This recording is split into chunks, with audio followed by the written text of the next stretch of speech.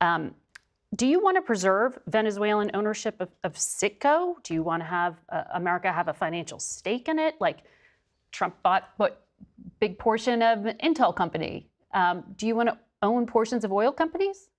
Again, that's going to be up to American businesses. That's certainly a very real possibility. The Citgo sale is part of bringing redress to creditors of the United States for the Venezuelan government.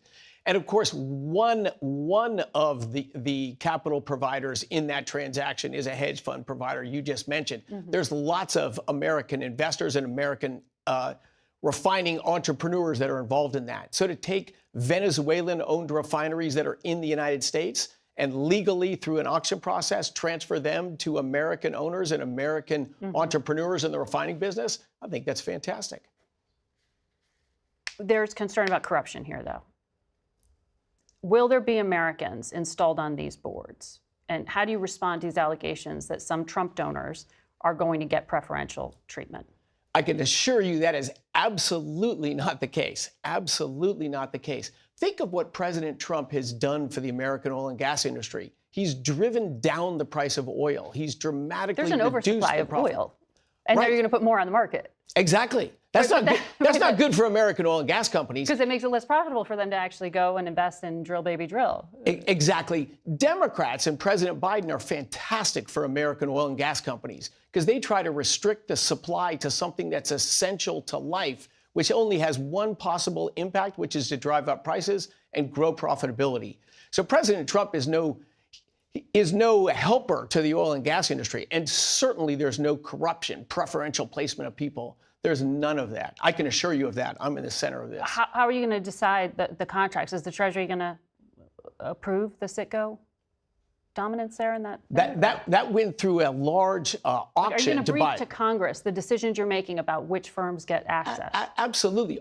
That was an auction open to all American firms. There were many bidders, including the coalition of bidders you mentioned. We want those assets to get as much money as possible to go back to the creditors of the Venezuelan government. And we want American refinery assets owned by Americans that are going to increase the throughput, drive down the price of gasoline in America. Okay, so Secretary Rubio said there's a 3-point plan: stabilize, rehabilitate, transition. This sounds indefinite.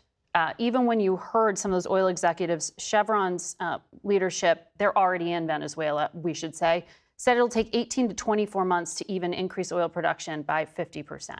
So how long is this American involvement? Because he's saying there it's at least a year and a half, 2 years.